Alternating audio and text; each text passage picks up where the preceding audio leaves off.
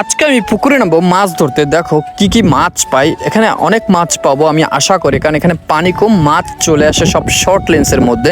তো আমরা দেখবো আসলে মাছ কি মাছ পাই, প্রথম থেকে শেষ পর্যন্ত দেখবা। আমি প্রথমে মনে করো একটা জাল মারলাম, এক জালে দেখা যাক কি মাছ ওঠে। তো আমরা ওয়েট করি, দেখা যাক কি মাছ ওঠে। এখানে তোমার প্রথম দিকে দেখা যাচ্ছে যে যখন আমি জাল মারি সেখানে কিন্তু মাছ দেখাই যাচ্ছিল, যেটা মাছ উঠছে।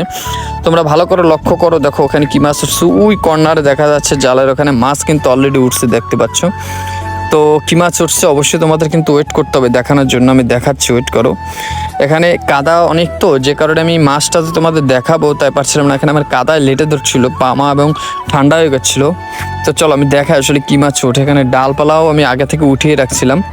তো তোমরা প্রথমে যে মাছটা পাই সে মাছটা লাফ দিয়ে পড়ে গেছে, আমি দেখাচ্ছি মাছটা কি মাছ। এ দেখো আমার হাতে আসছে মাছটা, সম্ভবত একটা টাকি মাছ। আমি মাছটা হাতে প্রথমে আমি জালে যে মাছটা ধরা পড়ে সেটা হলো টাকি মাছ। তারপরে আমি খুঁজছিলাম আদৌ মাছ পড়ছে কিনা, তারপর হঠাৎ করে চোখ পড়লো, দেখতে পাচ্ছ এই যে মাছটা, এটা একটা চাইনিজ পুঁটি। তো জানি না কার এলাকায় স্থানীয় কী নামে ডাকে। তোমরা এখনও যারা চ্যানেলটি সাবস্ক্রাইব করো না, করে দাও এর নিত্য নতুন ভিডিও পেতে, আর ফলো দিয়ে দাও। ভালো থাকো সবাই।